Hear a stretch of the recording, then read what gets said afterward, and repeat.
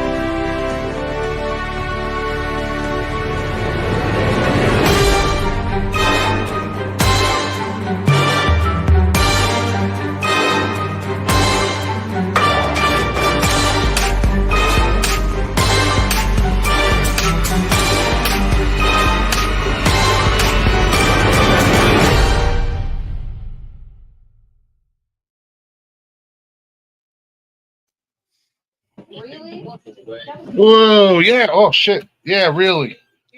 Happy Sunday. What's going on, everybody? We are a little late today. No worries. We are here. Sorry, I was on the road.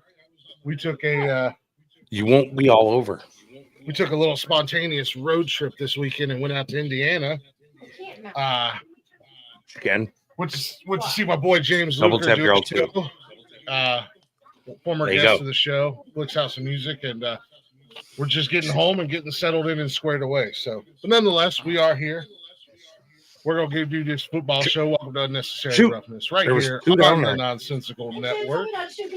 If you're not already, go ahead and give us a follow. We are everywhere. All right, I'm putting my headphone on.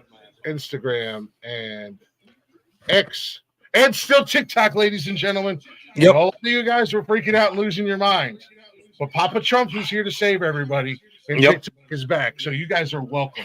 We have something to scroll while we're pooping again. Is it already back on? Yep, it's already back. It wasn't even. It was barely gone for 12 hours. Yeah. But we're still there. You guys can watch the shows live Monday through Sunday on YouTube, X, and or not X, YouTube, Twitch, and Facebook.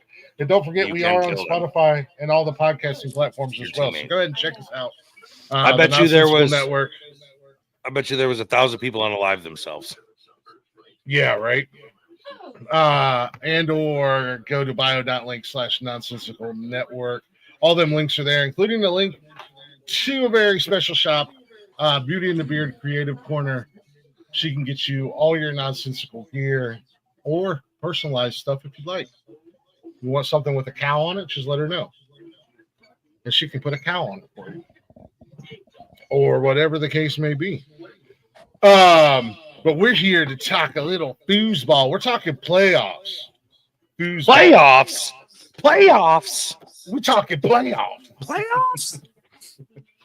But before we talk playoffs, there's something that's really burning all of our asses that we want to talk about. And it's this godforsaken Kansas City Chiefs and officiating crew in the NFL. Bro. It is. I have no other words other than just, it's disgusting. It is blatantly obvious. I stand by what I said early in the season, and I've said it multiple times. The Kansas City Chiefs are a 3-win team this year. Yep. But their checks keep clearing to the officials, and they're, 15-1 or something like that? Yeah. 14-2 or something. Yeah, it was completely ridiculous, that's for sure. It's and disgusting. My thing is, it's just like it's so blatant. It's like you can just go online right now, look up videos, and watch replay of videos everywhere, just so many times. And it's like, well, I just don't understand. Like, how does Roger Goodell look at this and listen to the fans? Supposedly listen to the fans and not do something about it. Yeah, I'm like, it's basically just, we're going to put it right in your face and we don't care what are you going to do about it? What are you going to just got to deal with it. Yeah, you just got to deal with it. And I'm just like, man, I feel robbed. I was telling Glick earlier, I was like, it's like when I was young and I was a kid, I watched wrestling and I loved it. I loved Yep. wrestling. And then I found out that it was scripted, and I was like, oh, I don't watch wrestling anymore. And I don't care. There's people that still like it, and I respect it because it is a sport, you know what I mean? And it's for entertainment. I get that. But I myself felt bamboozled, so I was like, I don't watch this anymore, because I want to watch people actually compete and see what happens. And so I thought that's what football was, buffet you soccer. know? That's what I had. And it's supposed to be, and now it's not. Now football's become, or the NFL anyway, has become more about the entertainment and not the actual game, and so that just disappoints me. It's more about the quote unquote story. Let me ask you guys something. Obviously, the officiating has been questionable the last couple of years. I'm still here. I'm just doing a minor repair here in the studio, so I just got my camera off. Questionable the last couple years, 1,000% blatantly obvious this year. Yeah. So so let me ask you guys something. Outside of the fact that the storyline, they want the Chiefs in there, they want the Chiefs to possibly do this three-peat, blah blah blah. Right. How much do you think the introduction of Vegas and all the gambling and everything like that is, because there's DraftKings. That's exactly what it is. Yeah. You know what I mean? It's more for, we're just going to say entertainment for the common viewer. And then we're going to make money on the back end off of people who are gambling and, people who are looking at it going, okay, man. And they have the right idea because they're seeing the game. They're watching the different defenses and offenses, and they're able to, dissect what is most likely to happen. And so they go and bet money on it. I'm saying like the really intelligent people that gamble. And then they know this, and those people are gambling, and then they're just going on there and going, and guess what? That probably would happen, but we're just going to have some, bad officiating, or I don't know if that's what you want to call it, but the officiating changed the game. Just like we were talking about with like the that one game in the season where they had the parlay, or I don't know if it was a parlay or whatever, because I don't gamble on there a lot. But Glick, your TV's screaming loud. Whose TV? Glick. Okay. But that one game with the Chiefs, where Mahomes was like, if he got this certain amount of yards, and I think he had actually got it like just over, and then at the end of the game, instead of just like running the clock out, like kneeling and stuff like that, they were hiking the ball, and he was like taking steps back, losing yards. Yep. He did that. And a bunch of people lost night. money on that. And I'm like, why would he even do that other than that reason? Yep. He was doing that last night. I was watching the game, and I was like, man, and this is just me being a hater, call it what you want to call it. I was thinking like, grab a third string defensive lineman and have him just run back there and spear him right in the fucking kneecap, because he's doing that dance around, dropping back a couple, to lose yards and to try to run the clock out. Just spear him right in the kneecap and let Kermit flop around. Yep. But again, that could be part of the gambling aspect. Maybe he hit that number, and that's what he was doing last night as well. And the other thing I don't like too, man, is it's like Patrick Mahomes, I feel like, is treated differently from other quarterbacks, because like I feel that showed last night. Yeah, it's like they don't. With that Jared Goff hit. Yep, that's exactly what I was going to mention. Mahomes gets barely touched, and it's a flag.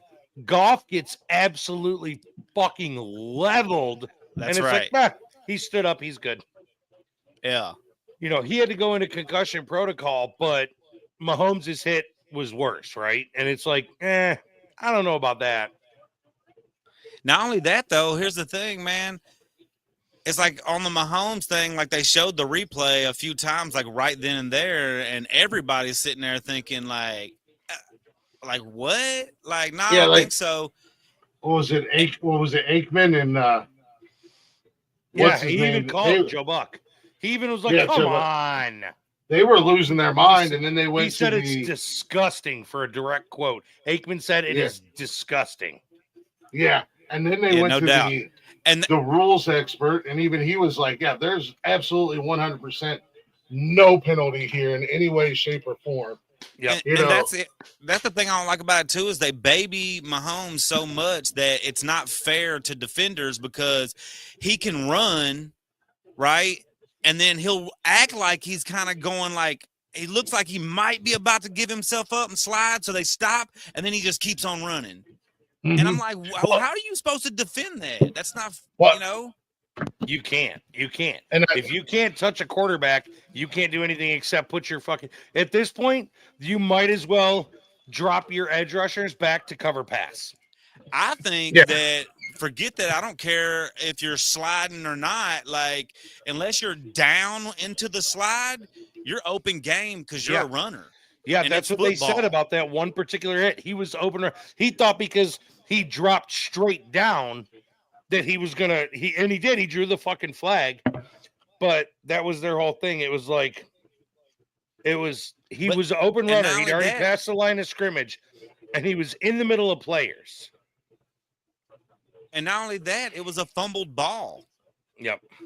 You know what I mean? So you're a runner, like right away. You're not even the QB anymore. You're a runner. The ball was fumbled. Anybody could have got that ball. You're a runner right now. In my opinion, if you pass the line of scrimmage and you're not past where the middle linebacker sets up, you're a runner and you don't have the ability to give yourself up. If you're in the mix of all the D linemen and the O linemen and the edge rushers, you don't have the ability to give yourself up like that. Because there's way too much opportunity for you to get just past the D line and drop down and catch one to the head. If you're in open field and you slide and get hit, cool, throw the flag all day long because that guy moving at you is coming at you at breakneck speed. I'm good with that. Yeah. And then that's the thing too, is you got to think about it. Like, here's my thing. If you don't want to get hit like that, don't run the ball. Don't leave Stay the fucking behind pocket. The line of scrimmage. Don't run the ball. Be a pocket and then quarterback. Here's the other thing.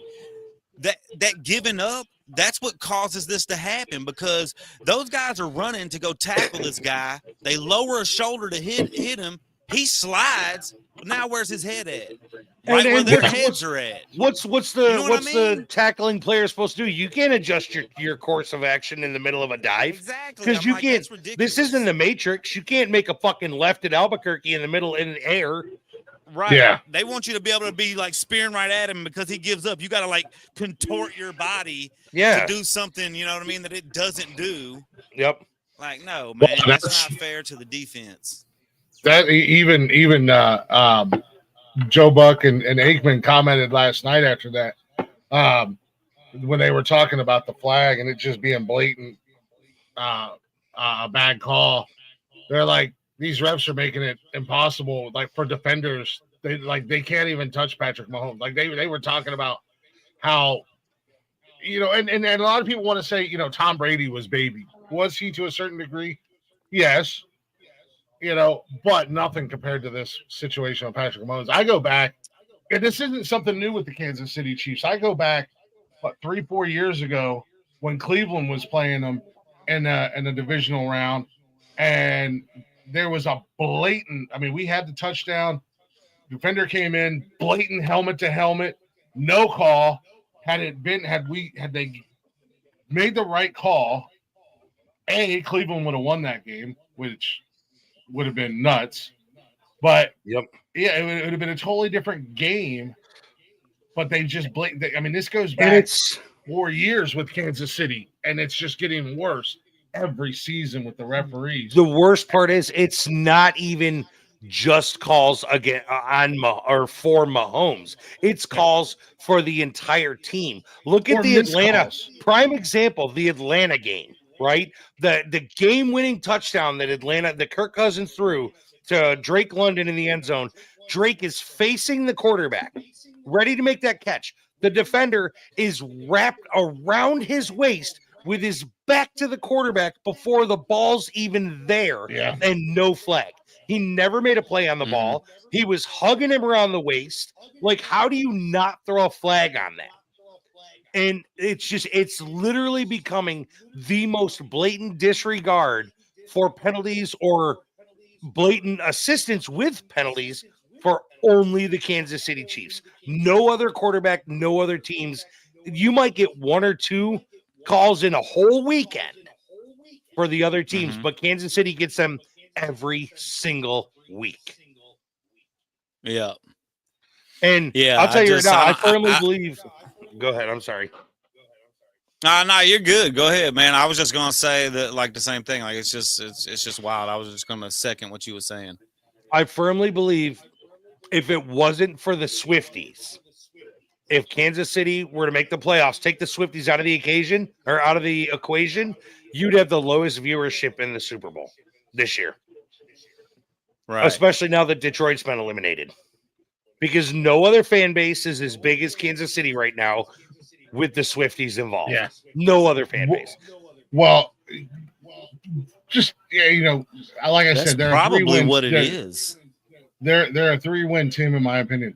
11 of their 16 wins this season were by 7 points or less. Shoot them. Those games were games that were decided by referees. Couple post game interview last night. Will Anderson, Joe Mixon, and CJ Stroud all spoke about the officials and the officiating. And they'll all pay a fine for it now. Well, Will Andrews came out and he said, we knew it was going to be us versus the refs going into this game. That's Will Anderson. What was he, defensive back for Texans? Joe Mixon said, everyone, and these are direct quotes from the players. Mixon said, everybody knows how it is playing up here. You can never leave it up to the refs' hands, and the whole world sees it. And that's exactly what you guys did when you guys played them.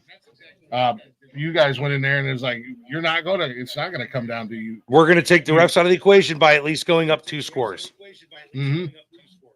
That's the only way to beat Kansas City, because any game that is decided by 1 score, they're literally going to win that game based on what the officials do. And CJ Stroud, lastly, he said, one of those things, you know what's up before you walk into the arena.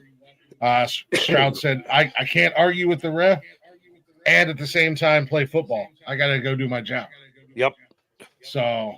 And look at how bad he was getting blasted last night. He took 8 sacks last night. He got hurt. He was hurt so bad that when Houston came out for their last possession, he snapped the ball and took a knee. Yeah. He was hurt that bad, but he came out to finish the game. Kudos to that kid for having the heart to come out and finish the game in a game that you knew was seriously one-sided, 2 teams versus 1. So kudos to him for that. But the fact that they were leveling it in the backfield. So what they're gonna end up doing is putting flags on a quarterback. So this can become 2-hand touch on a quarterback. Mm-hmm. Well, that I think it's gonna. And like we're not ones to necessarily wish injury on anybody unless your name's Deshaun Watson. Please go fuck yourself. I would say that about Mahomes too. But I think what's going to come down to is a little old school New Orleans Saints Sean McVay bounty. Yep. And they're going to stick some fucking guy some out Joe there Blow that nobody knows, or some guy at the end of his career ready to retire. Yeah. And they're going to basically say, hey, if you get a shot, take him out. Yep. We'll take the penalty. We'll take the flag. We'll pay your fines, whatever the case may be.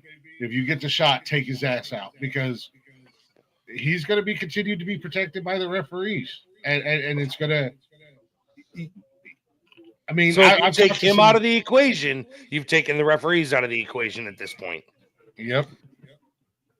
Go Washington Commanders. You should 100% subscribe, Yeater. Go Commanders. Man, alive. There's only one person on this panel there's only one person on this panel that's seen that coming last night. Who called that one? The Commanders? Yeah. Yeah. That's what I was saying. I'm not gonna lie. When we were giving picks, I was like, I didn't expect Jared Goff to throw 4 turnovers. I didn't expect Jared Goff to have 4 turnovers. Yeah, the Lions did beat themselves though. Oh yeah, sure. All day. And I quote from text messages with Derek. I don't know about the Lions game. The Commanders might shake something up. And I said, I don't know, man. They got lucky. In my opinion, Washington got lucky last week against Tampa Bay. And lo and behold, man, they were in 100% control. But yeah, I mean, I won't say I'm going to go as far as to like quote unquote boycott the NFL, but I won't be placing any bets on any game that Kansas City's in. Yeah, I no. wouldn't. I would go. I mean, I would say I'll boycott the Kansas City Chiefs. Like that's hard because if they end up playing our team, we got to watch it. Yeah. I don't have to. I was gonna say, and then I ain't watching their other games anyway. Yeah, right. Right.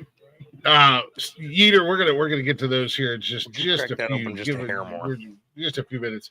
But yeah, that game was just wait. It was don't do it yet. It was hard to watch last night, and and I had a lot of faith in Houston after their performance last week.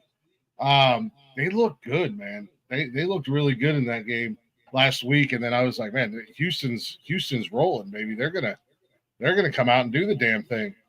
And they kind of started off a little hot, but you can almost tell when a team knows that they're outmatched, with the referees being in the corner. I mean, they came out and they smoked the Chargers, and I thought for sure the Chargers have been hot pretty much most of the season. They were rolling right into, and I was like, damn, they're going to take it to Houston. And Houston came in there, 5 interceptions. Just Herbert was a pick machine, just throwing the ball up in the air and whatever. What was the meme? I'm just going to chuck it. I'm sure there's a Texans player down there somewhere. Yeah.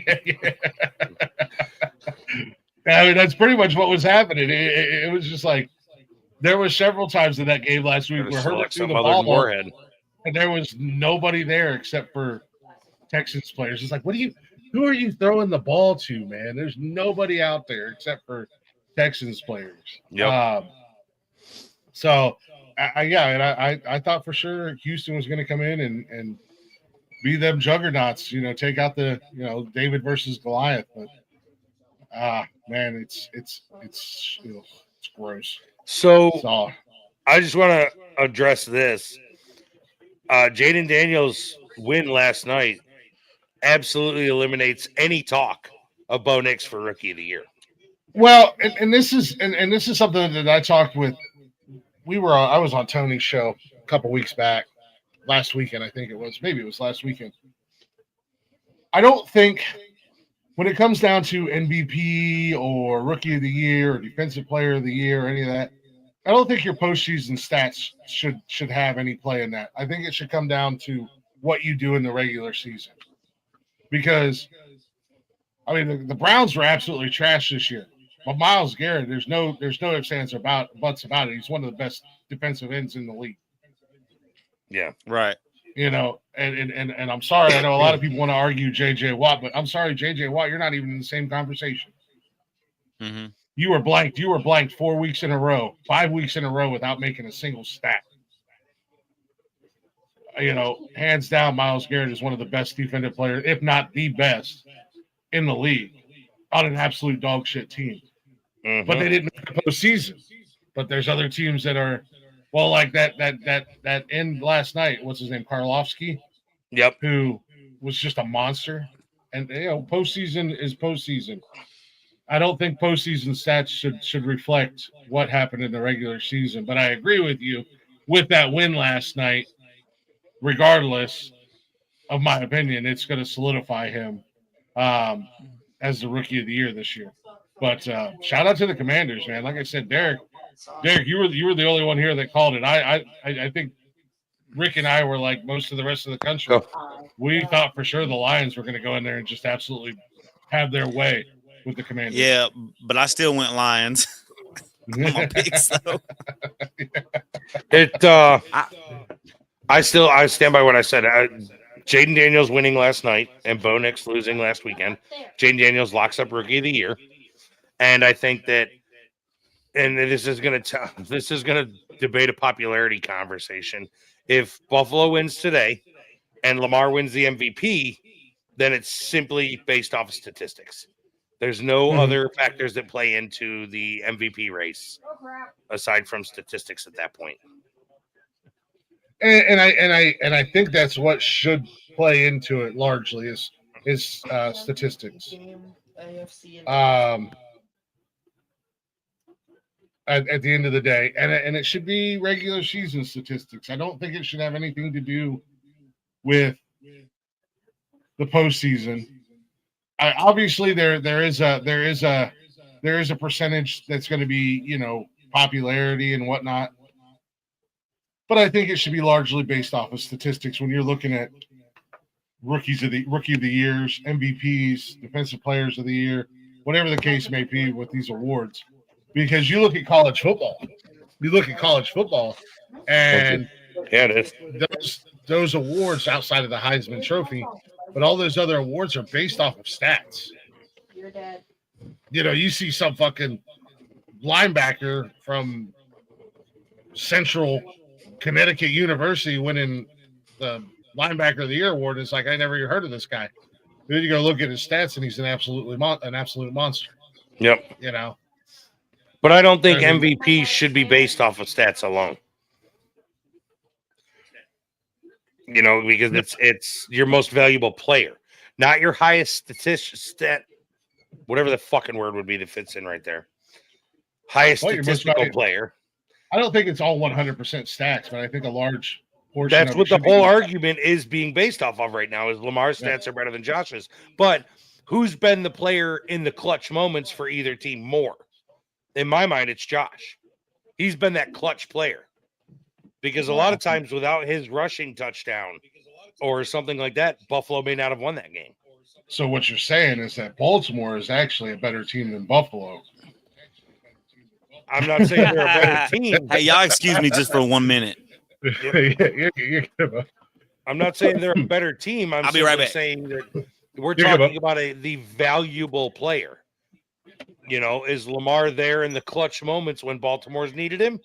Or are his stats better because they have, better wins? Also, you have to look at the strength and schedule. I mean, there's so many things that go into it, but the whole argument this season is based simply on the stats. Yeah, I think I disagree. And I think because I think both Lamar and Josh are widely popular. Whether you're a fan of the team or not, people like them. People enjoy watching them play. They have a I wouldn't say their play style differs from too much from each other because they both can make running plays. They can both make plays with their arm. They're both Lamar's made clutch plays when need be. Josh has made clutch plays when need be. I think, unfortunately, that's what you're left with because if you run a poll as far as popularity goes, I mean, it might be dead even or it might be off by 1% or 2%. They're going to be relatively close. It's gonna be a tough choice this year for MVP, regardless, because both of them have played great all season. Like I said, I think this has been Lamar's best year. Not necessarily based off of stats, but based off of intelligence and IQ, and just he's just playing different this year than he has in previous years. Yep. So I mean, it 100% can go either way. Me personally, I'm with you. I would love to see Josh win it. I think the winner of today's game is going to decide the MVP race. Yeah, much like the winner of yesterday's game decided the Rookie of the Year. Oh yeah, 100%. And I'll be 100. Low expectations for the Commanders. Is that what you're talking about, Eater? I'll tell you what, that's been the one game this weekend that I've struggled with on my pick, because it's like I want to go Bills for obvious reasons, but then it's like, man, there's still that the Ravens have just been, both teams have just been really good all season, and should be a good game tonight, that's for sure. So I'm still up in the air. I hope so. I do know that our two players that were potentially injured for tonight's game are not on the injury report. Ray Davis and Taron Johnson are both ready to go tonight. Buffalo has Nice. 0 impactful injuries on their injury report. Hell yeah. So Um, you're talking about a healthy Bills team against the Baltimore Ravens team missing Zay Flowers. yeah. But I mean, I don't think I'm not the biggest. I think Zay Flowers is mildly overrated. But he's been there for some major touchdowns this year. He's been there for like a couple big plays here and there. But I'm speaking as a guy who had him on my bench in fantasy football, and he just was not super I agree. I productive. ended up dumping him off of my team after a while. He was not super productive. He reminds me of like old school Beckham. When Beckham first came in the league, like he wasn't making continuous plays. But he But he gives would somebody make to those- take the focus off of Andrews and Isaiah Likely and those guys. Like when he's on the field, Bateman. he can be a threat. Don't get me wrong. Yeah, yeah. He can be. So they put him on the field and it takes the focus off of the guys who are the go-tos. Because they're like, Yeah. oh, they brought Zay Flowers in. They're going to go to him. We need to make sure he's covered good. And then takes that focus and they're able to hit Bateman for a touchdown or hit Isaiah Likely or whatever. So I think that's the big thing right there. But I think you've got three major factors in today's game that is the reason that I'm going to go with Buffalo over Baltimore today. You've got home field advantage. It is blistering fucking cold and snowing up there. Well, You've I mean, got Baltimore's used to the cold and snow. they don't get snow like Buffalo does. You've got a healthy Bills team, a full healthy Bills team, and you've got Buffalo looking for a revenge game against their worst loss of the season earlier this year to Baltimore. And I think those three factors are what's going to play into. Oh, and if you want to go with the fourth, Buffalo's undefeated at home this season. They are 9-0 at home. So I think that that's why I'm going to go Buffalo. It's going to be a good game. I think it's going to be a close game. I think it'll be a 7 to 10 point game, but I think Buffalo pulls it out for a roll through because they're hot at the end of the season this year, but so is Baltimore. But I think Buffalo can just put it together better. They're not going to let Derrick Henry put 200 yards on him like they did last time. Yeah, that's the other thing. Are they gonna slow down that? Or will they? Yeah, the machine known as Derrick Henry. I just want to touch a little bit on last week's games. Obviously, what happened with the Ravens and Steelers, we kind of expected that. The Steelers were on a 4-game losing streak. Skid going in, yeah. So I mean, that was kind of inevitable. The Commanders and Bucks. Wow, that was a good game. That was a fun game to watch. Holy shit, that was fun. Baker, we've seen from Baker what he's gotten crapped on from his career so far. As good as he is, as much as we love him, as much as people love him, he still has his issues in big time games. Eagles just had their way with the Packers. I went with the Packers last week. I lone wolfed the Packers, and I might have had a little bit too much faith in the Packers going into Philly, but nonetheless, we talked about the Texans and Chargers last week. I will say I lone wolfed the Texans last week. So got that lone wolf victory there. Then Philly. And then the Bills, man. Brian lone wolfed the Broncos, but man alive, you guys went in there and just steamrolled them Broncos. Yeah, we kind of made them look a little silly. Man, that game was over before it started. Holy crap. Mm-hmm. And then I just want to say shout out to the last 2 weeks that we've seen Sam Darnold in Minnesota. There's the Sam Darnold that we know. Yeah, that's what I expected from the beginning of the season. There's that. Welcome back. I'm glad to see you didn't keep everybody's false hope alive too long. Yeah, welcome back, Sam Darnold. We missed you, buddy. You notice we're not calling you Sam fucking Darnold anymore. Now, No, you're because back now to you're being the Sam Darnold we know and love. Because and the Rams are good. I mean, no, I'm not taking anything away from the Rams. They are good. They are scary good, and they just Player. came in and mollywopped the Vikings last week, and it was not good for Minnesota. Last week, not what I expected either. Yeah. Last week on our picks, though, I will say this: across the board, all of us 4-2. I went 1-1 with my lone wolf picks, but yeah, I mean there was just a couple games that separated us. We all went Ravens. Obviously, I went Texans, and everybody else went Chargers. We went Bills across the board. I went Packers to everybody's Eagles.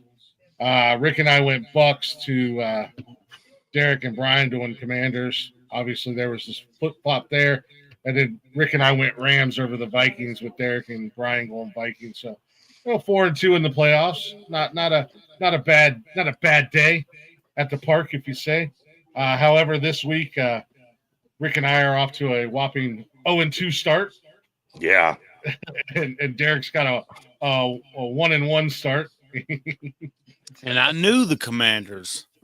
Yeah, we're probably gonna win, and I still didn't pick them. That leads us into the second half of the divisional rounds today, coming up here shortly. What is going on here? Why are people messaging me? I'm doing something. We have the 3:00 game being the Rams and the Eagles. Wow. What? I have two. That's amazing. What vibe putty put on the pipe? Both teams are the drawer. Why? How do I do it? both teams are Drink killing sink it apart. this year.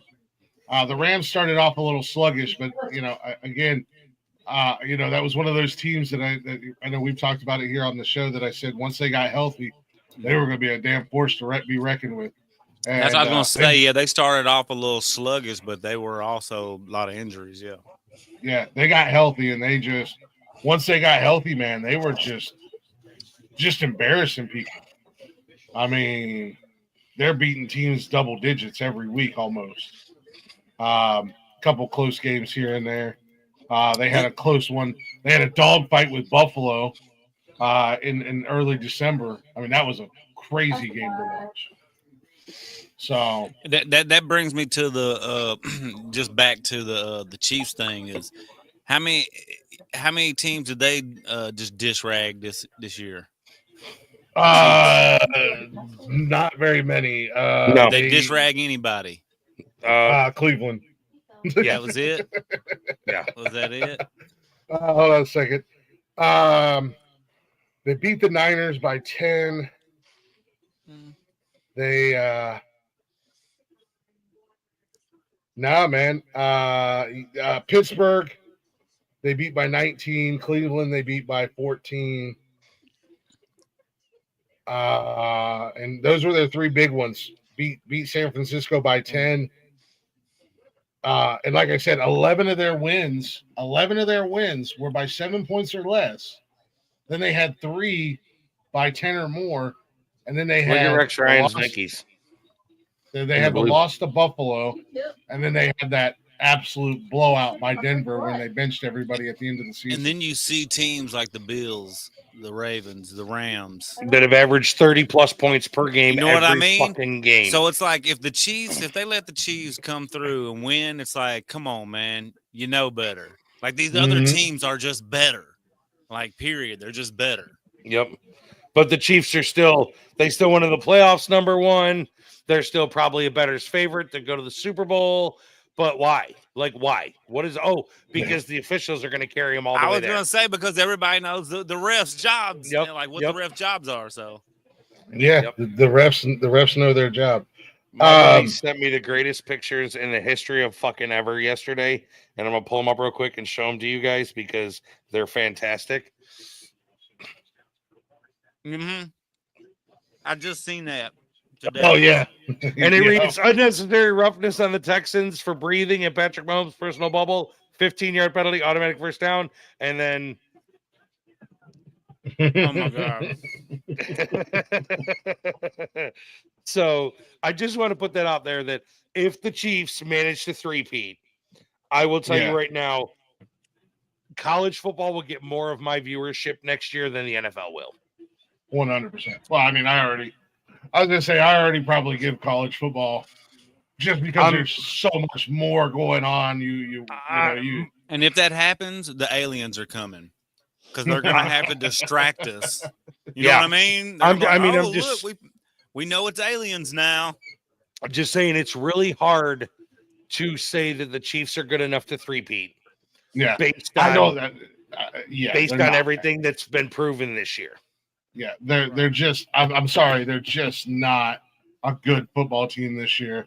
And for anybody listening, do we sound salty? Are we salty? Maybe a little bit. Maybe because we're sick and tired of these goddamn Kansas City No, Chiefs. I and the welcome referee. anybody to and come the up and Chiefs. argue about That's the right. skill level of the Chiefs That's over right. the other teams we've talked about. If you can bring a valid argument about the Kansas City Chiefs' current skill level this season, show me where they hands down defeated a team without a single stupid call. I will shut my mouth, plain and simple. Who's the Chiefs running backs?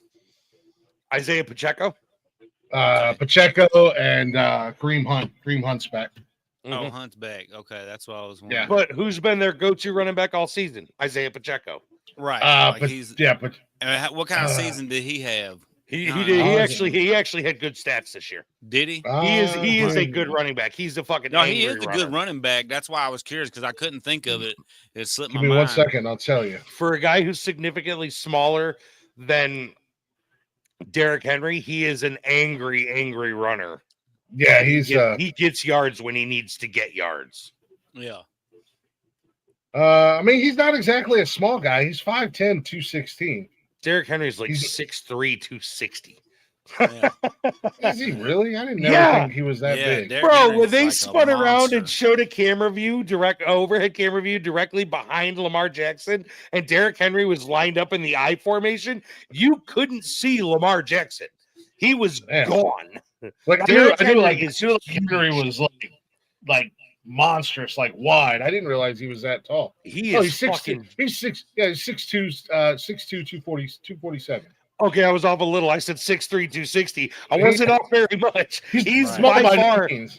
I think he's the biggest running back in the NFL right now. I don't think anybody else. Because look at like, and I don't have a whole lot to compare off of. Is Josh Jacobs still playing? Because that was like really the only other Yeah, guy that was that big. Yeah, but he's not putting up numbers like Derrick No. Henry is. No, he did that one season with the Raiders. Yep. It's just Josh Well, like I Jacobs said- is in Green Bay.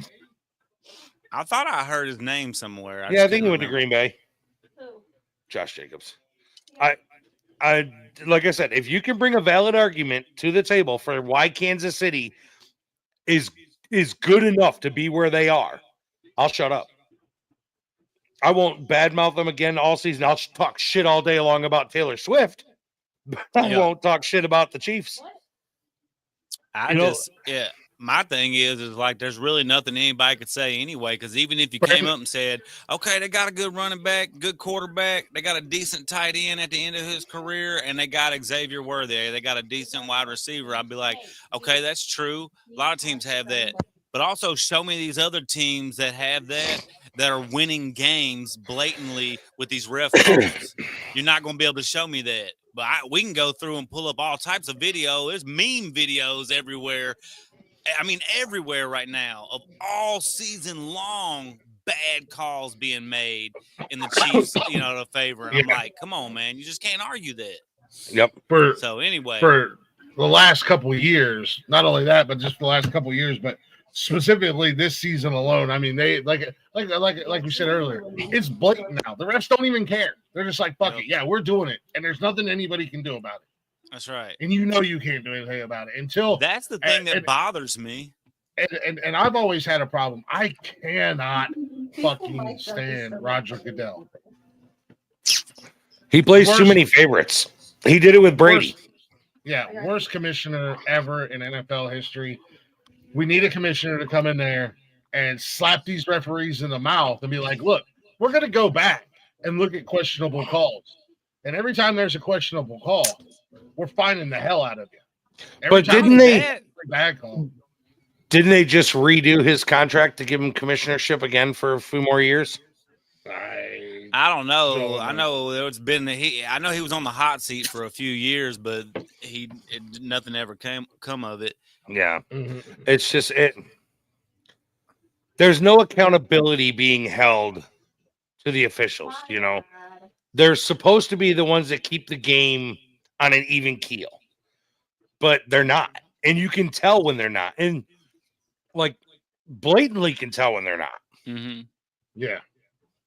It's just like when I was likening it to the wrestling, you know, it's just like, you know, when the ref, you know, I mean, he falls down, he's like 1, 2, 3, and you can tell that he's like 1, 2.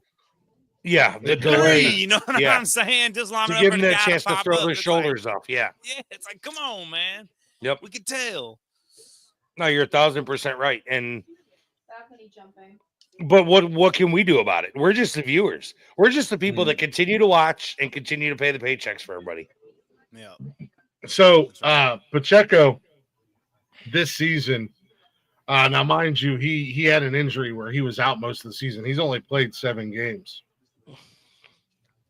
In those 7 games this year, he's had 83 rushes for 310 yards. He's averaging 44.3 a game, 3.7 a carry, and he's got 1 touchdown on the season. And then what about Hunt? 'Cause I ain't really heard much about him. Kareem Hunt is so. I know. talented. You know, we play fantasy football, and somebody probably had him, but he's super talented, but he's also super injury prone now. So later in his career. So they picked up Kareem Hunt when Isaiah Pacheco went down. He played 13 games. He had 200 rushes for 728 yards, averaging 56 yards a game, 3.6 a carry.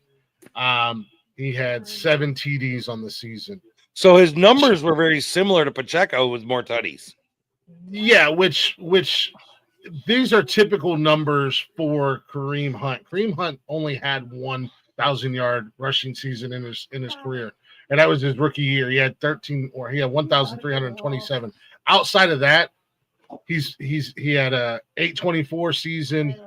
His first season with Cleveland, he had 179. He only played in 8 games, but he was playing behind a very healthy Nick Chubb. His second season in Cleveland, he had 841. He miss like a whole season? Yeah, he missed. Because I remember he got in that legal trouble, and everybody was like, "Man, we don't even know if he's coming back to the NFL." That was 2019 when Cleveland picked him up. He was suspended like 6 games or something like that. Wasn't at one point with the Chiefs? Wasn't he behind Tyreek Hill too? Yeah. So that's going to hurt his numbers too when you've got somebody like Tyreek Hill running in front of you. Yeah, he's consistent when he's playing. So, you know, you want a guy like that because he's also got, you know, a total of 47 touchdowns in a 7-year career. Yep. His worst season being 2022, 2019, which was his first year with Cleveland. And he only played half the season, and he was playing behind Nick Chubb. So, you know, he only had 43 rushes in that season, and he had 2 touchdowns. Yep. You know, and then in 22, he was still with Cleveland. He only had 123 rushes, but he had 3 tutties. So, I mean, he's consistent. He is a very reliable backup running back, and that's what he is. He's a backup running back, and he's reliable and he's consistent. He stays pretty much right where you need him to be as far as if you're going to have him as a backup. He's getting yards, he's getting tutties, and he's also one of those goal line guys. That was what he was doing. You know, you get within 5 yards of the end zone, you can put Hunt in, and he's going to punch it in. Yeah. He's also your third down guy at 3rd and 3 or something like that. Yeah. He he's 5'11", 216. He's not small, but he's not necessarily big, but he's also quick and elusive. Like he can move around and dance, and he's got that breakneck speed if you give him an opening, though. So do you think anybody takes out or attempts to assassinate Matt Stafford if the Rams go in there and just roll over the fucking Eagles? Because Eagles fans are known for being fucking violent. let's chat about this Philly Los Angeles game and make our picks in this game as we chat about it. Shout out to Philadelphia Eagles and your trash bag fans and showing your true colors last week to the Packers fans. Way to get yourself fired and banned from the stadium, sir. Whether they started it or not. That guy that was calling that lady the C word. Oh, I didn't see that. And I know Jared Verse said that he hates Eagles fans, and they're putting it on billboards in Philly right now. Hey, man, I'm not going to lie. A few years back, the Eagles were playing the Titans, and it was in Nashville, and we went to the game, and it looked like they were going to win, and then we pulled it off at the end, and it was just one of the best feelings because I'm not going to lie, there was a lot of fans that were probably, cool, whatever, but a lot of them were kind of rude. Like they were just getting drunk and just trash talking and saying stuff. I was like, I mean, I get it, you know what I mean? But there's a line, and but when we pulled it off at the end because of that, it was a good feeling, man. I just was running around doing this. I was like, fly Eagles, fly back home. You know what I'm saying? Yeah. And it felt great. Yeah. Anyway. Philadelphia in general, whether it's basketball, hockey, baseball, football, college sports, their fan base is known to be scumbags, just absolute scumbags. And they showed that, and that's showed every year, every season. Oh man, Matt Stafford and the Rams coming into Philly today, red hot Rams. And let's be honest, man, Philadelphia, they got one weapon. It's Barkley. I'm sorry. I'm not going to say Jalen Hurts is a bad QB. I don't think he's as good as he's overrated. He's high. I think he's highly overrated. They showed last week their biggest wide receiving threat was on the sideline reading a damn book last week because he only had 3 targets. Like what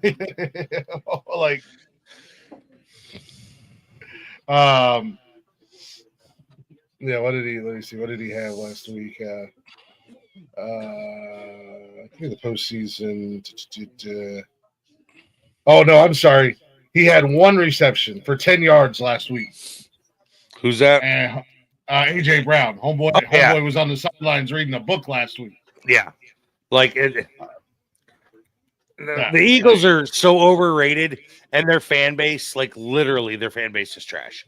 I have never heard one person outside of Eagles fans say anything good about the Eagles fan base. They're not like, and I hate to liken it to, and it's going to sound biased, but the Bills are notorious for their charitable stuff. You've never heard Philly doing anything of the sort, ever. And it's just when except for Kevin Hart, that's it. You know what I mean? I mean, what does he do?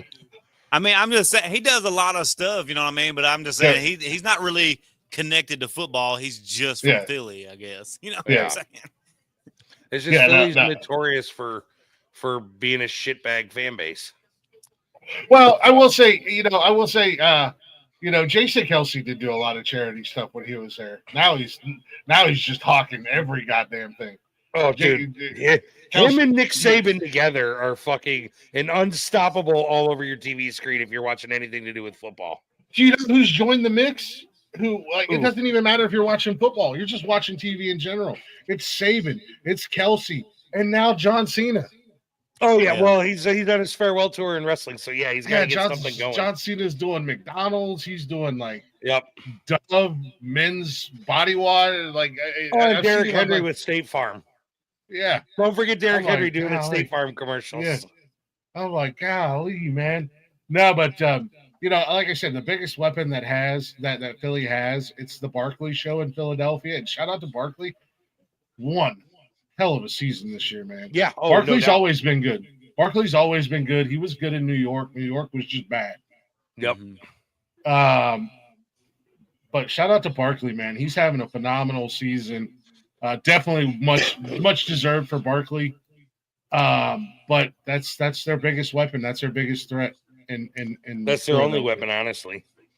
You know, and you got the red hot freaking Rams coming in with Stafford and Cup and Nakua and Higbee and shout out to Kyron Williams. That guy, I don't think very many people knew who he was. He coming into his third year as a running back in the league. I don't think very many people knew who he was, but homeboy's balling out this year, man. Yep, and, no doubt. And he was a mid-season fantasy grab for me, and I know how much he helped me in fantasy football this year. Yep. So, I mean, definitely, he played all 16 games, 316 rushes, 1,300 rushing yards, 14 tutties. He's averaging 81.2 yards a game, 4.1 a carry. That's impressive numbers for a guy who most people had never even heard of. Yeah, and last year, you look back at last year, which is wild. Nobody's heard of him. He played in 12 games last year. He had 228 rushes for 1144. He was averaging 95 yards a game. He was averaging 5 yards a carry, and he had 12 tutties last year. And still nobody heard of him this year. Nobody talked about him because you've got guys like Pacheco, Derrick Henry, the guys that steal the Barkley, they steal the spotlight. And the Rams, don't sleep on that defense. Don't sleep on the Rams, period. Matt Stafford can put fucking numbers up when he needs to put numbers up. So I think this week they absolutely decimated the Vikings last week. They picked them apart. That was another game last week that was over before it started. Yep. Shout out to the Rams, man. Last week, and I think Philly's going to have their hands full this week. Yep. What's your thoughts on this game, Derek? Before we make our picks, what's your thoughts on this Philly LA game? West Coast versus East Coast. Yeah, I think that for sure anybody could win the game. Hey, you're in. But I think that I like Jalen Hurts though. I feel like, I don't know. I like him and A.J. Brown, and now with Saquon Barkley in there. I think they're just one of those teams, man. Like sometimes, man, you just look at a team and you just don't like them. Yeah. You just don't like that team. You know what I mean? And so, I think, and with the bad fans, so they all get a bad rap because of it, Mm-hmm. And then the Rams, though, they got it together, and they're definitely on fire. And so it's anybody's game, just like the Bills and Ravens, It's so tough for me to decide who's going to win. Like, I want to say, go ahead and just say I am going to go ahead and say it. I'm going with the Eagles, though. I just, it's just like with the Commanders and the Lions, it's like the Rams on paper should beat the Eagles, but I just don't feel like it's going to go down that way. Should be. Yeah, and I don't mean to discredit, A.J. Brown or Devontae Smith because, or even Dallas Goedert. I mean, I'm not trying to discredit that, but they this season has been all about Barkley and Philly, and obviously Philly has weapons, and like I said, I'm not gonna hate on Jalen Hurts. I agree with what Rick said. I think he's a bit overrated, but he still balls out. I mean, he gets out there and plays when he's healthy. And I say that too, like what I was saying about the Eagles and the Rams. And at the end of the day, I don't think whoever wins will play the winner of the Ravens-Bills game, right? No. Yep. No, we got to go to the NFC. That'd be the Super Bowl. Okay, So you got to go NFC. So who will they They gotta play play? Washington. They will Washington. play the Commanders. Yep. Okay, that would be good because I was gonna say I don't think the Eagles or the Rams would beat the Bills or the Ravens. So I was Not gonna say, yet. so We're really, just getting Well, tough to say because the Bills played the Rams, and it was a 90-point game right there. right, right. So I don't think you would see that in a rematch between those two. Right. Oh, there's a new series a new special on Netflix called American Manhunt: The O.J. Simpson Story. Oh, nice. I just thought, hey, that might be one worth watching just because, and I can mention it because it is plenty football related. Oh, right. I will say about Jalen this season, his numbers have dropped quite a bit compared to the last couple seasons. He had 248 complete of 363 or 361 because they've got beat attempts. He threw for just shy of 3,000 yards. And he had 18 tutties. Last year, he was almost 4,000 yards passing with 23 tutties. He does have a better QB rating this year compared to last year, but yeah, his numbers have kind of fallen off a little bit from last year to this year. I think again that falls back into the fact that it was the Barkley show, and that shows in his stats this season. Barkley just absolutely and he's just he's being economical. Yeah. You know what I mean? Like sometimes, you spend less on gas, but go further. Yeah. You know what I mean? Mm-hmm. Like it's like shy of 3,000, but making those yards count, Yeah. Barkley played in all 16 games. He had 345 rushing attempts for over 2,000 rushing yards. He was averaging 125.3 a game with 5.8 per carry, and he had 13 tutties. He did have 2 fumbles, 1 for a loss, but it was the Barkley show this year. Oh yeah. And that shows in everybody's stats. I mean, even AJ Brown, his numbers dropped significantly this year. I mean, 400 yards less receiving, almost half the receiving number. His yards per game were roughly the same. He still had 7 tutties, but I mean, that dropped. And Devontae Smith, his numbers dropped this year too. So I mean, he was under 1,000 receiving yards. But yeah, I think it's going to come down to whose defense shows up. Yeah, with the Eagles and the Rams. And I think Philly's defense can be a little bit suspect at times, but so Rick, what are your thoughts and opinions and who you taking in this game? So we can play a drinking game and see how many times they mention the trash fans in Philly or the fires in LA. We can do that. We can play a drinking game to see how many times, especially how many times they mention how much it would mean to LA with the city burning to the ground. That's gonna be, I bet that's talked about 30 times today. It's a good thing. It's a good thing tomorrow's a holiday because it sounds like I'm getting freaking hammer. With that said, I think LA. Oh fuck! I'm so glad I can't hear the TV because Collinsworth's calling it, and he'll talk about how Mahomes is better than both quarterbacks. I think that LA got healthy and started clicking and jiving at absolutely the right time. I say that, but then after they had that 90-point game with Buffalo between the two, they then went and only put up like 12 points in the next game. It was fucking weird.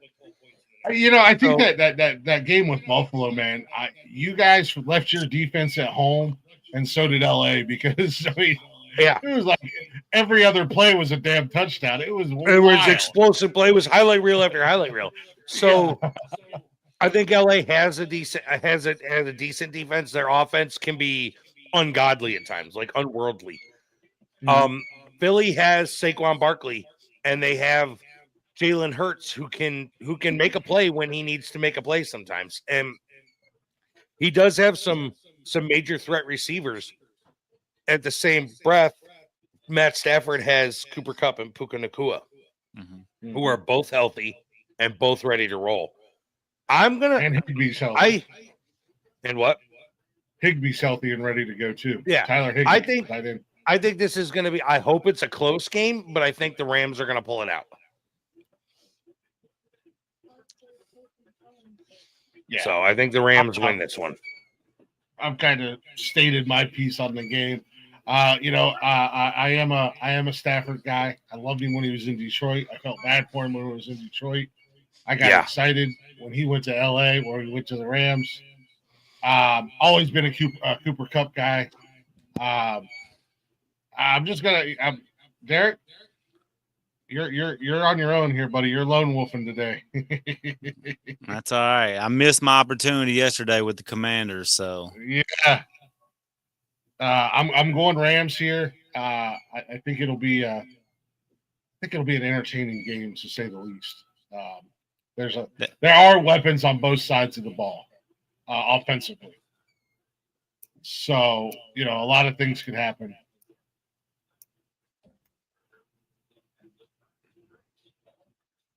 But sorry, no, you're good.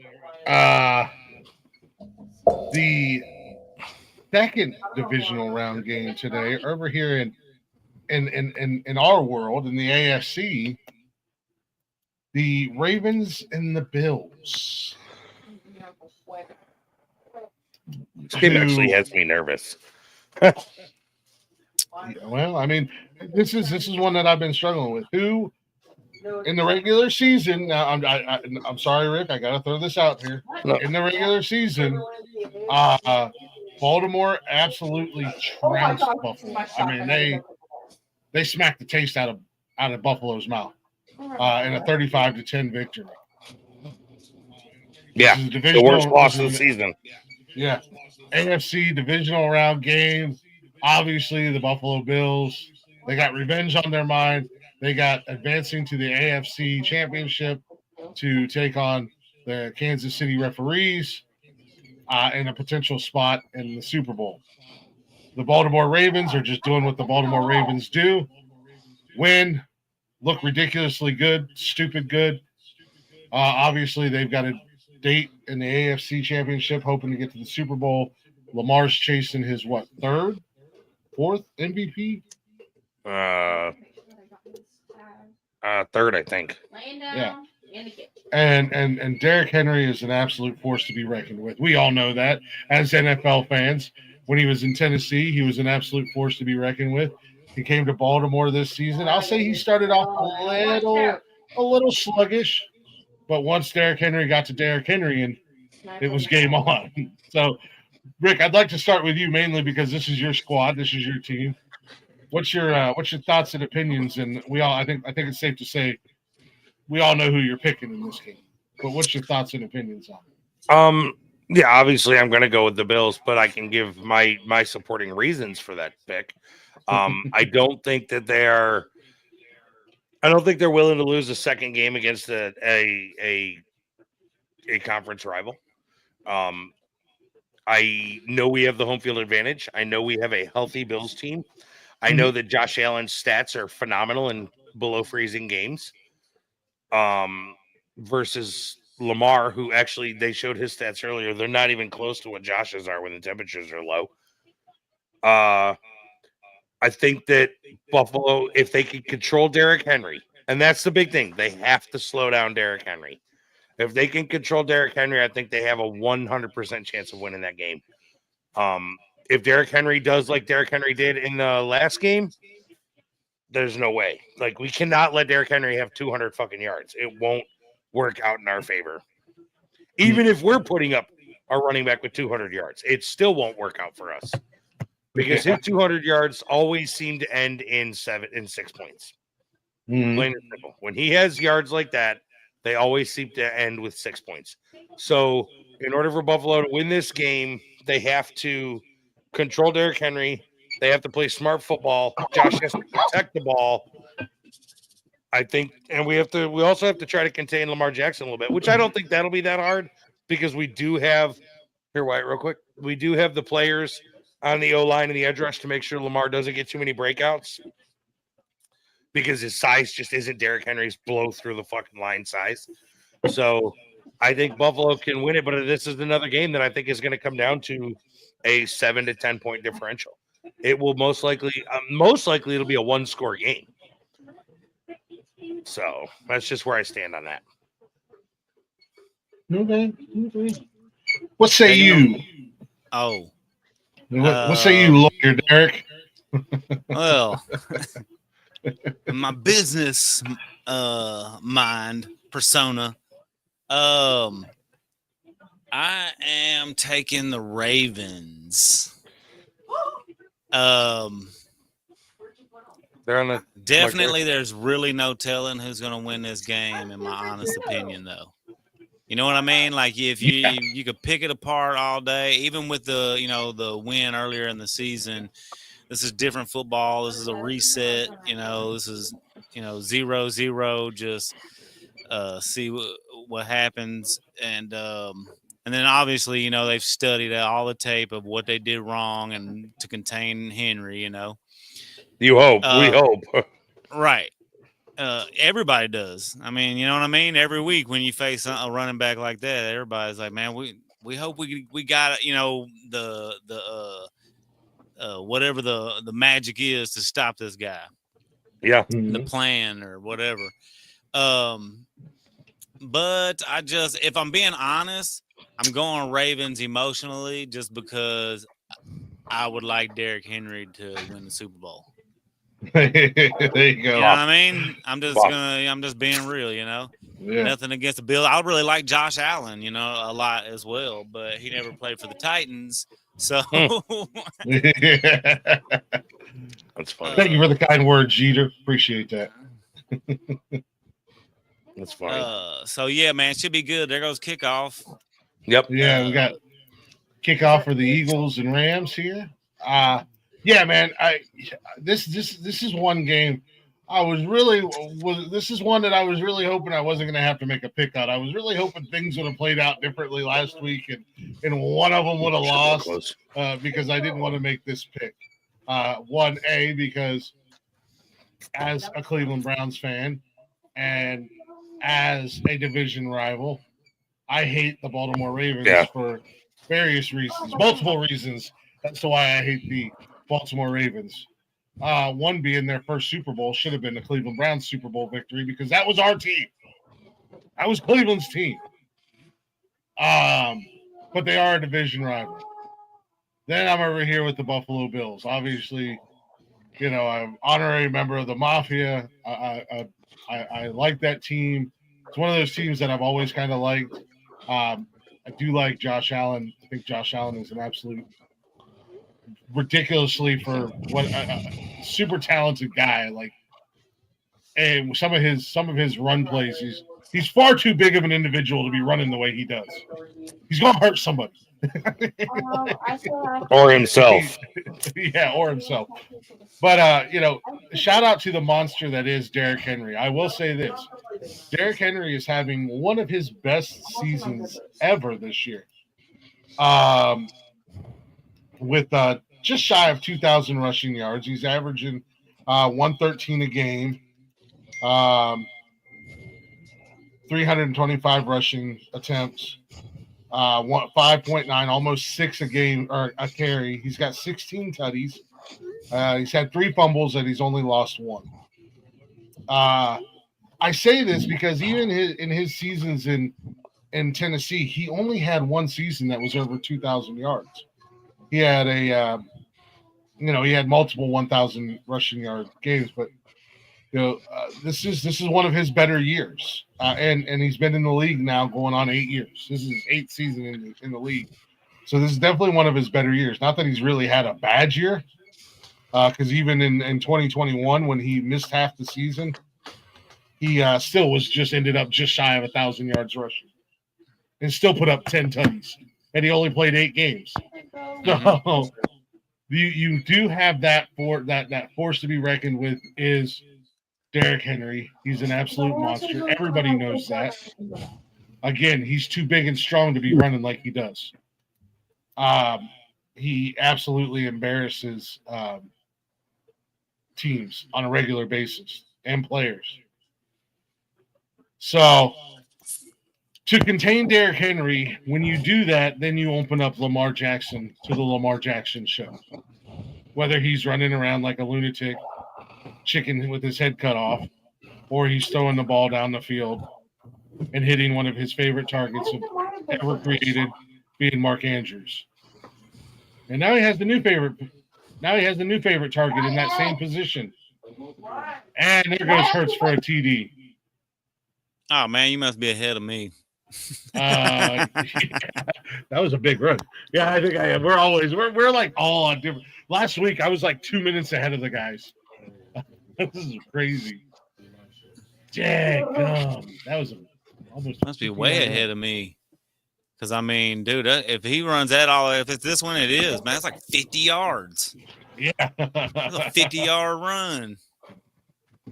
Yep, I just saw the replay of it. Dang, bro, he got more yards than Barkley already. But Lamar Jackson has a new favorite target in the same exact position.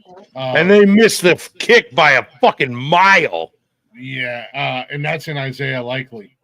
And that guy's an absolute monster. Yeah, Zay Flowers is out, but he still has Bateman and Algalore. They're there. So this is and Josh Allen, man, and shout out to James Cook, man. James Cook is another guy. Like, who's this guy? He's doing what? Where the hell did he come from Buffalo? Ray Davis, yeah, they're both doing the same shit. Yeah. Shakir, I think it's his name, right? Khalil Shakir, the receiver. Yep. Yeah, just Josh Allen. Josh Allen reminds me a lot of. Now, granted, he did have Diggs for a few years, but Josh Allen reminds me of Tom Brady in one aspect of. Tom Brady was notoriously known for taking less money so they could bring guys onto and not superstars. I mean, we hear names like Edelman and they weren't superstars until Tom Brady was playing with them, till he was making them that. Even down in Tampa, Scotty Miller nobody knew who Scotty Miller was, and he was an absolute beast in Tampa when they won that Super Bowl, because that's what and I think Josh Allen has that same appeal, and he does that with same mindset too. Yeah, because you're looking at you look at Buffalo's wide receivers, Khalil Shakir. They do got Amari Cooper. They just got Amari Cooper though. They didn't have him through the first of the season. Yeah, but he's been there but he wasn't playing for the first half of the season at least. Yeah, he came in. He was like week 8 or something. We already talked about this once.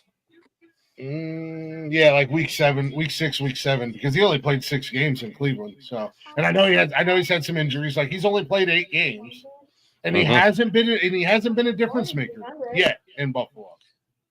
So, but and I know Keon Coleman, he's been there for a minute, hasn't he? No, he's a rookie.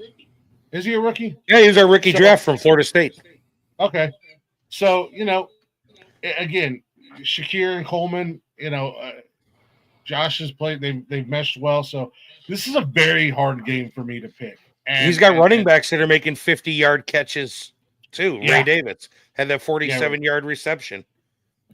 Is Ray playing today? Because they've got him listed here as an inactive with concussion. According to what my brother said, he's clear to play. When the hell did you guys get Claypool? We don't have Chase Claypool. According to your roster, you do. That's a new one. I didn't know that. I mean, he's on injury reserve, but nonetheless, according to your roster, you guys have Chase Claypool. That's a new one. I didn't know that. I didn't know that either. Oh, here's another name for Buffalo's wide receivers. Mac fucking Hollins. Yeah. Mac Hollins.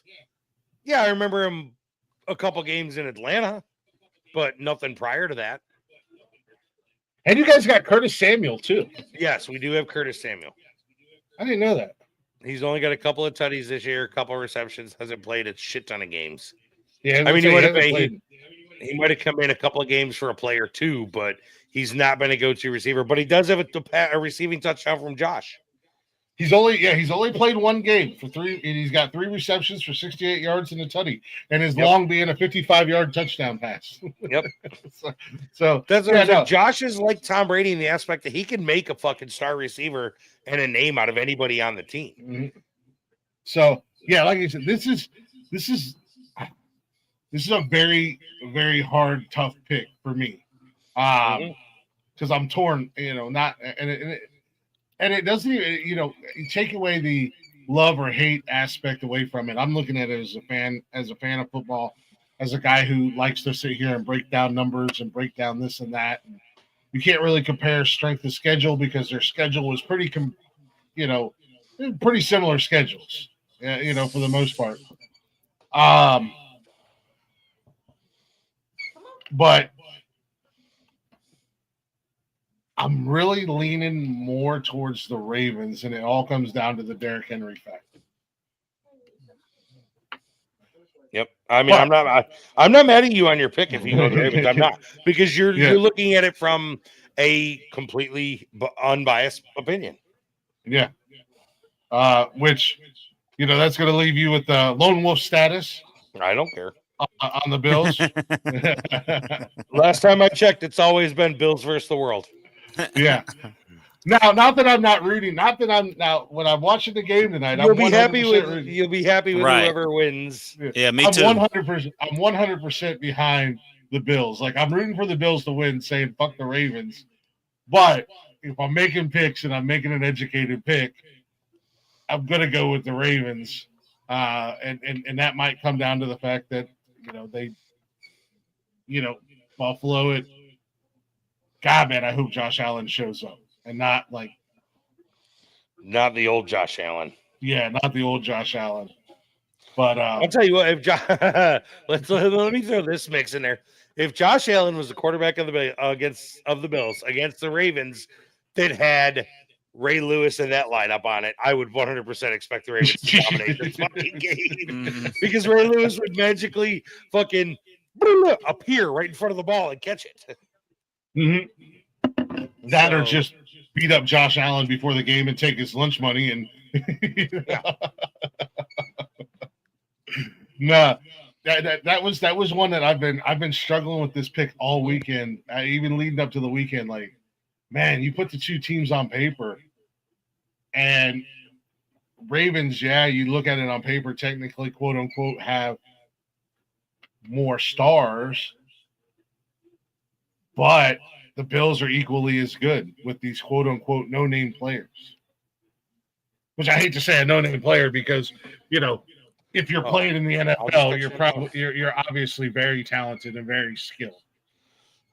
Because none of us play NFL for obvious reasons.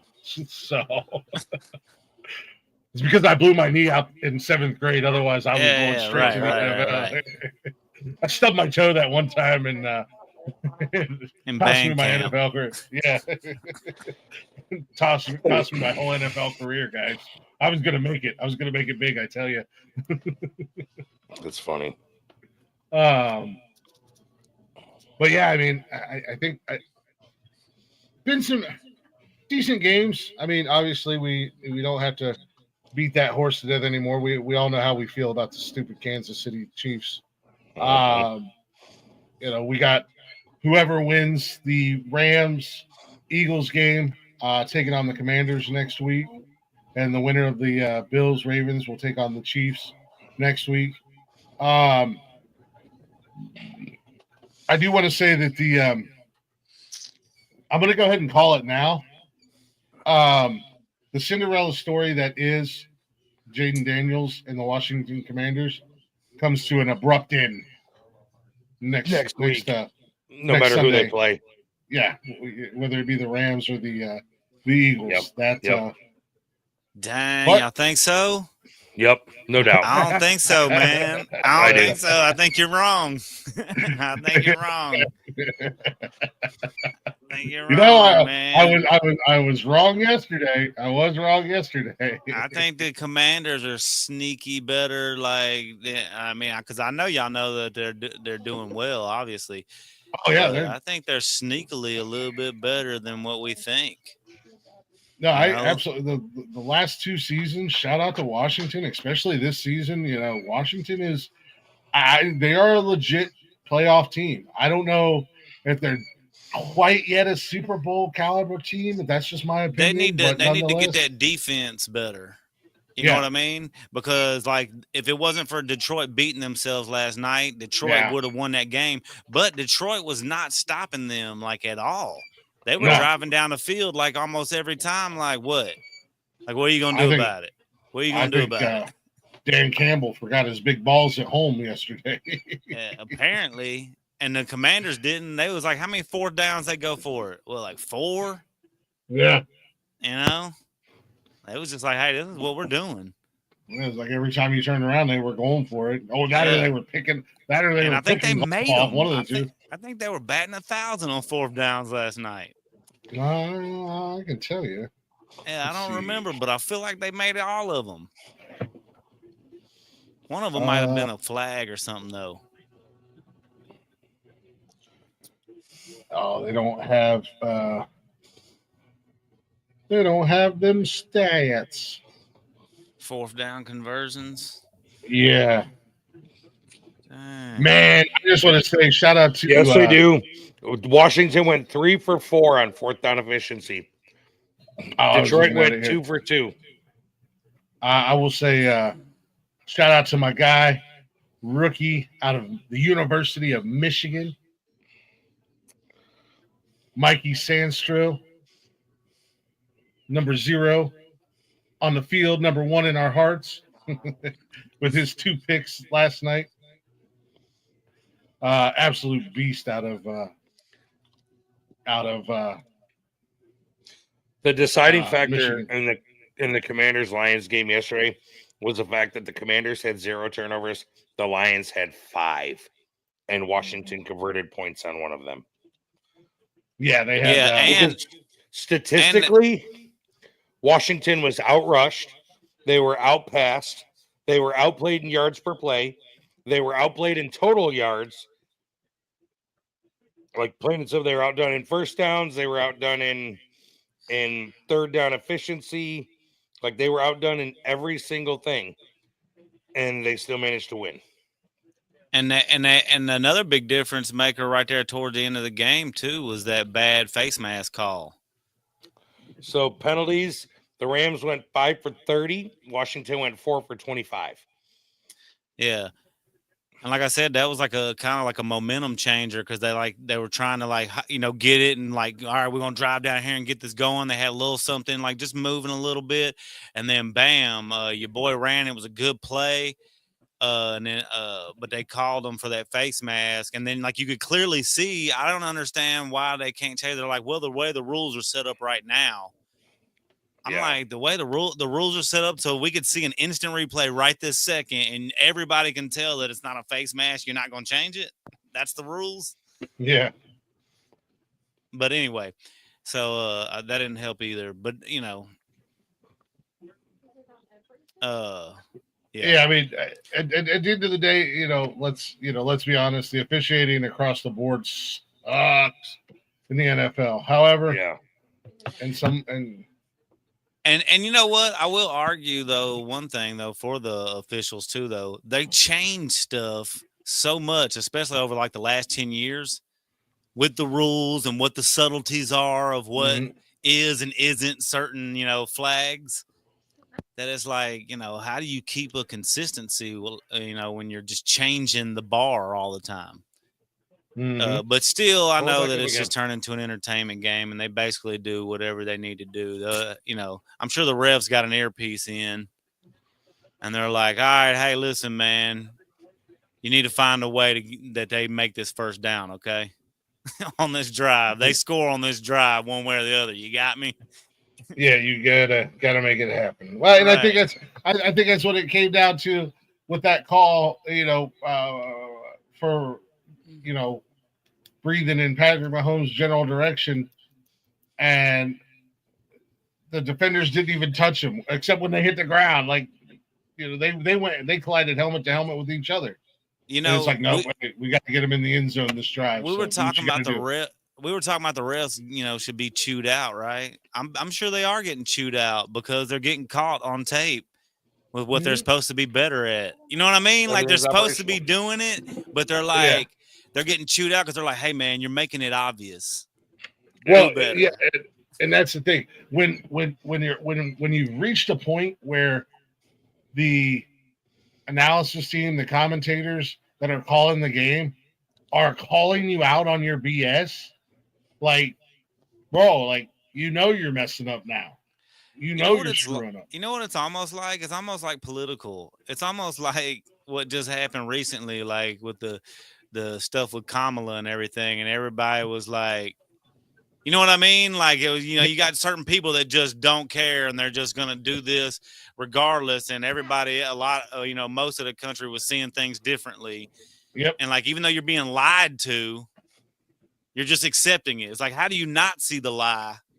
A lot of us are like, how do you not see the lies and what's going on? It's the same thing like with the Chiefs. It's like we're sitting here going, how do you not see it? What's going on? Yeah. And Like, you got people just accepting it. Rams for a tutty, Tyler Higbee. yep. Damn it, guys. All You right, need to now I know refresh your screen. now I know what's about to happen right You here. need you're now a future teller. You're a fortune teller. I You can see the know, future. right? I should have So. y'all in an earpiece, and I should be sitting here making parlays with somebody that's at my house. I'm like, man, I'm like, bet Tyler Higbee gets this touchdown right now. Bet me 100. Hey, and I'm saying, we can make a little profit off of it. Right. I cut y'all in. Yeah. Get us a percentage. That's funny. Right, yeah, got to. It's teamwork. Yeah. Okay, here's what's going to I happen. don't know. All right, well, shoot, man. I'm going to get off and go watch this football. And Yep. I'm going to go I'm watch the about to say the football. Appreciate you guys coming up. I know we had a late start today. That's Super all on late. me. well, the games were starting late, too, though. Yeah, that's on me. Like I said, we took a spontaneous road trip this weekend, and we were on the road, and I was going to try to do it from the road, and I knew Derek was running a little late, and Rick was like, "Oh, you're rolling in my streak," because it was up in the air last night when we were talking. I didn't know, but we made it happen. We had a good conversation. I'm looking forward to seeing these games today. Coming back next week, we'll be able to talk about these games that are happening, and we'll have our NFC and AFC championships picked, and maybe we'll throw our with that, when we make those picks, we'll be making our prediction for the Super Bowl. So, hey man, I got a question. How many people? Because I know you got so many people that you do that do all these different shows throughout the week. I wonder how many. There's 3 of us, and you got like Cam and Brian. So there's 5. And then how many other people you know? Because have you ever done squares? I don't think so. You ever played What's squares like in the game where you got 10 squares this way, 10 going this way, and it makes up 100 squares? Oh, you're talking like a Super Bowl squares. Yeah. Yeah. You ever play that? And then you either $5 or $10 or whatever a square, and then people buy however many they want, and then you draw numbers for the numbers that go across. You put each team, Yeah, and if the score is like 7-3, whoever's on that square, whoever has that end number at the end of Yeah. that period wins, that quarter of the money. Yeah. And it would depend. I've done a square game. I've been a part of one twice, and I fucking hate them. Oh yeah, man. I do it like every year with a friend. Was a bunch of people I know, but this one guy, he is like the host, and we do it. I love it, man, because you could buy one square for $10. Like we usually do $10, and you so could it win. ends up You could being win $500. $1,000. Yeah. Yeah, Yeah, I and don't then think I've they ever. split it like quarters, halves, and end. Yeah, I don't think I've ever done that before. You'll see it all over your Facebook if you got any friends who bet on sports. Well, that's why I was Super Bowl asking, squares. because I was like, well, how many people could we get together to actually fill up all the squares? That's the tough part, is getting the board filled. Yeah. I don't know. Cam's MIA these days.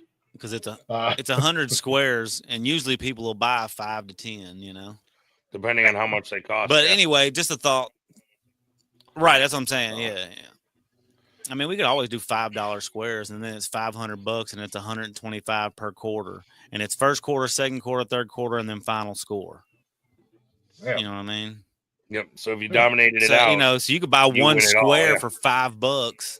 Yeah, and win $125. You could win all 4 quarters, or might not win nothing. You could also spend $50 and buy 10 squares and win nothing. Yeah, But, that'd be my luck. That'd be my luck. Yeah.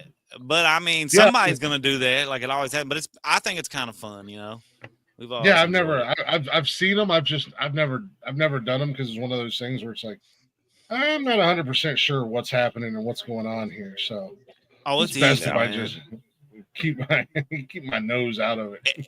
The thing that's fun about it for me is that you're sitting there in the quarters coming to the end. You're looking at your numbers and you're going, okay, if they get a safety and then they go down the field, you know what I mean, and kick this, I can win this quarter. You know what I mean? You're doing stuff like that. Like if they stop them right here and block the field goal, I win this quarter. So it's just kind of fun. Yeah. Might be something. Yeah. I might be. I don't know if it'd be too late to try to do something like that or not. But oh no, it's definitely a last minute. It's just for one game, and we just usually do it on the Super Bowl and just the Super Bowl game, and that's it. Yep, that's what I've seen it done. I just saw a bunch of them start popping up on my Facebook. A bunch of people I know are doing them. Yeah. Or like Peyton's old softball team did them one year. What? Squares, Super Bowl squares. I don't remember that. Which one? So, or discuss it at least. So, but all right, guys. Could be interesting. I'm going to say today, go Rams, go Bills, and of course for tomorrow, go Buckeyes. Let's go Notre Dame. Go home, Notre Dame. Go Irish. What are they though? The Fighting Irish or something? I don't know what the hell they Fighting are. Irish. Yeah. I've never They're in the my angry life leprechauns. I have never, ever in my life rooted for Notre Dame until tomorrow. Yeah. Yeah. I'm gonna sock the guy. Yeah. I But have if the no idea Buckeyes what's going win, to he happen. won't be mad because it'll be a natty in the B1G. Yeah, that's like I told you before. I'm not You don't got a dog in necessarily the fight. Yeah, I'm not necessarily rooting against Ohio State as much as I'm rooting against the fan base because much like Philly, the majority, and I say the majority because I know this to be true because I live where I live. The majority, not all, but the majority of Ohio State fans are just fucking scumbags. And if there was an apocalypse where we took all the Buckeye fans and Alabama fans like off the planet tomorrow, we would live in a better world. You're a mess, bro. You're terrible. a mess. Not all Buckeye fans. Those There are all few. God's people, okay? Well, he can have them. He can have them, according to Glick. He can have them. Take them to the promised land. Take them all now, please. Take them home, God. You can have your people. We don't want them down here no more. That's where Glick stands on that. No, not all of them, because there are. I do have friends that are Ohio State fans. Rick, you're one of them. Connor's one of them. I have a few other buddies that are Ohio State fans that we can talk football and have a good conversation and bust balls and stuff like that. But unfortunately, the majority of them don't know the difference between a soccer goal and a field goal. Yep. And they're only Ohio State fans because they're from Ohio. But then they want to yell and scream at somebody for not being a Buckeye fan for being from Ohio. And then when you ask them who their favorite NFL team is, they're like, "I'm a Dallas Cowboys fan." Well, Yeah. why? You're from Ohio. Because You that's have to be a America's Bengals team. fan. Yeah, you have to be a Cleveland or a Bengals fan according to your logic. Yeah. Well, But I'm American, so I can be a fan of America's team. yeah. Nobody. Yeah, because Ohio's American. Yeah. America, America, baby. We're the heart of it all up here. But Yeah. no, man. Tomorrow night's game should be good. We got some good games on tap for today. Shout out to the NCAA on a successful 12-team playoff system that I think most fans have been wanting for a very long time. I know I'm one of them. I think the guys here on this panel are also ones that have been wanting a legit playoff system. Yeah, it's got some kinks. It's got some bugs to work out, but I'm excited for the 12-team playoffs, and I think it was successful this year. I thought it was cool.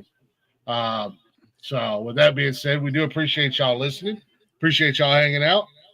Rick, Derek, appreciate you guys. We'll be back next Sunday, hopefully our regular time, recapping today's games, talking about the AFC, NFC championship games, and talking about our Super Bowl predictions, because obviously we can't pick the winners if we don't pick a Super Bowl game. So, because I'm the only one with a dog left in the fight. Go Yeah, Bills. that's true. That's true. And So go Derek, Bills. Derek, I'm going to let you adopt a phrase from us Clevelanders. There's always next year. Oh, bro, yeah, we've definitely already adopted. I mean, that. the Bills have had that one for years. We and years thought too. that we were past it, but we got right back to it. You know. Yeah, because then you got Will Levis. We had that brief moment of like, wow, this is what it's like to win. Nope. There we are. I should have Welcome talked back, about Cleveland. that too. The fact that Vrabel just got hired for the Patriots, and then We we talked about played that them last this year. weekend. Yep. But yeah. I'll try. I'll try to remember next week and bring that up. And, Can we just real chop it quick up a little bit. before we go? Can we address the fact that the Bears have interviewed 16 possible head coaches, one being Eddie George? Oh my God, What? Eddie! I don't know what Eddie George, how good he's been doing, but I think he's been coaching TSU. Yep, Tennessee State. Yep. Yeah. Yeah. He interviewed for the Bears head coach position too. That's wild. Ouch. That's pretty wild. Yep, that's how good they're doing right now. Chicago's in a bad way. Yeah, no doubt. Nothing against Eddie George, but I'm like TSU. That's almost high school. Yeah. Yeah. A junior college. Yeah. So Yeah. and no disrespect to TSU, but I mean I'm just being real. Yeah. Let's be honest. Yeah. Yeah. Let's be honest here. If anything, we're honest here on unnecessary That's roughness. That's right. Yeah. All right, Derek, you got anything you want to say before we get out of here? I don't know. No, not really. Just keep it real. I'm working on new music, but I'm not going to be releasing anything for a little while. I'm actually about to jumpstart. There's a lot of my music people probably haven't heard, and so I'm about to be promoting a lot of my stuff real heavy. Nice. Coming up, and so you're gonna see a lot of stuff from me that you probably maybe haven't heard, and then I'm gonna take a little minute and build up a few things, and so Hell yeah. Definitely looking forward to that. And we're always playing the hits over here on the Nonsensical Network. We play all the hits from everybody. No, we do appreciate y'all listening. Make sure you check out the rest of the shows. We got brand new shows kicking off tomorrow. Wally's got a big guest tomorrow. Shit, who is that? Oh, Wally, I'm sorry, dude. What is his name? What is his hell? Where's this at? D. D. He's having a special guest. D. Right?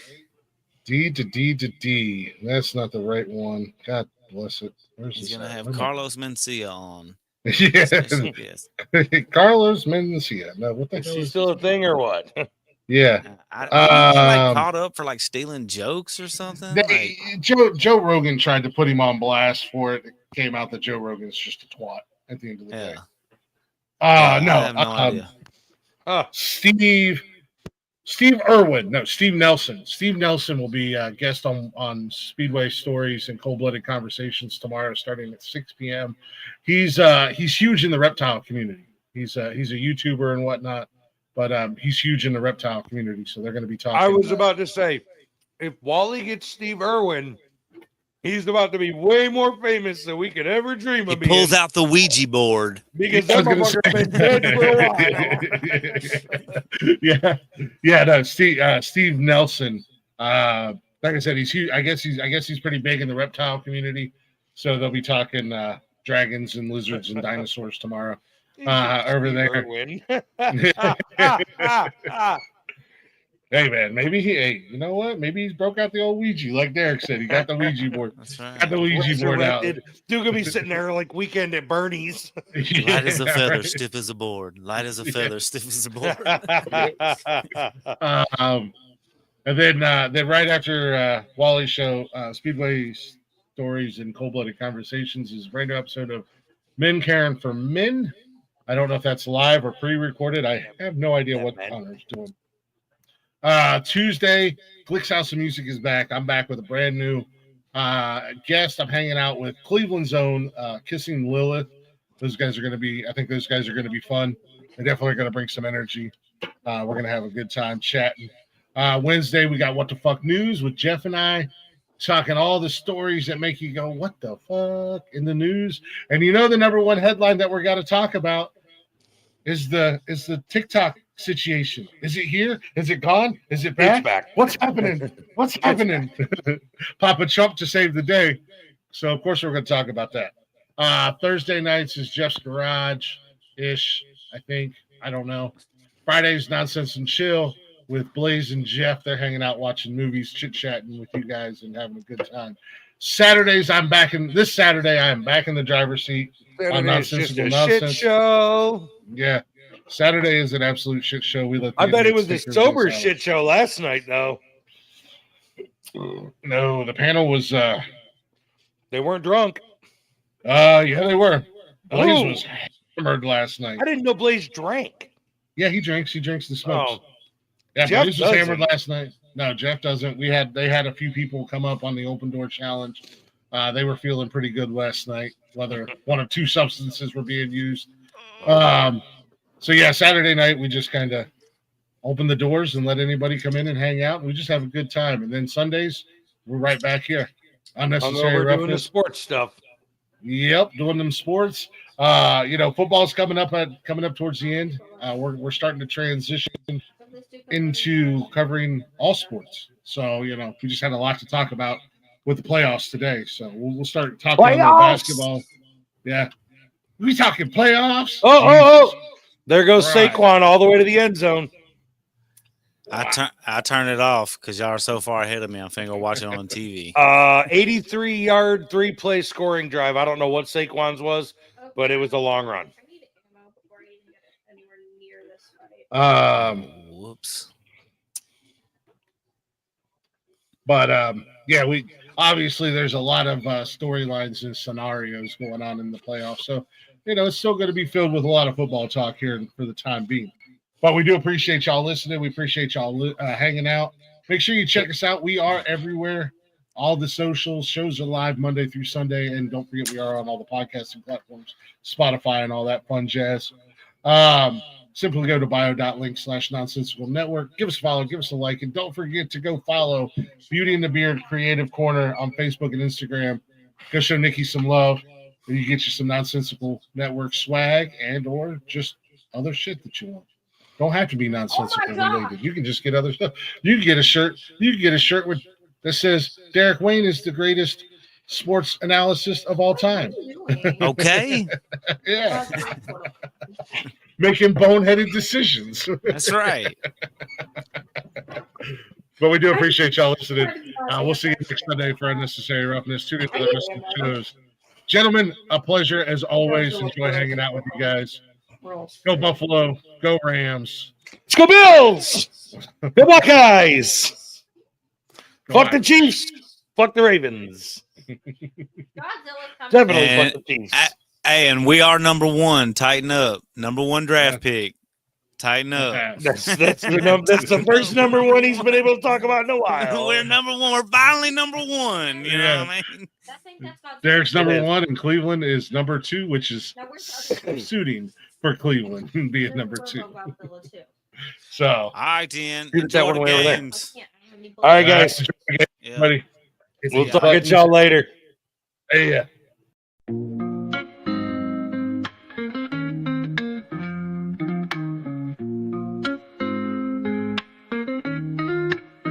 Nonsensical network, different flavor every day. Movie talks, new flicks hitting the display. Microphone magic, musicians spill the praise. From reptiles to motorsports, burning rubber craze. Football clashes, touchdowns, epic plays. News spinning, catching on the latest phase. Gleaming cars, engines roaring up the pace. Street tales, urban stories we embrace. Tune in, every week diverse. Groove to the beats, let the rhythm immerse.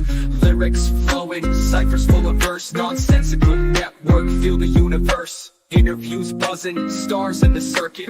Worlds of tapestry, pieces we interpret. Hip-hop to rap, the flow never stagnant. Reptilian tales, nature's arrangement. Cars with muscle, engines with might. Motorsports roaring, speed in the night. Discussions heated, always a delight. Network of nonsense, but the vibe's just right. Tune in, wait for that beat. Flow so seamless.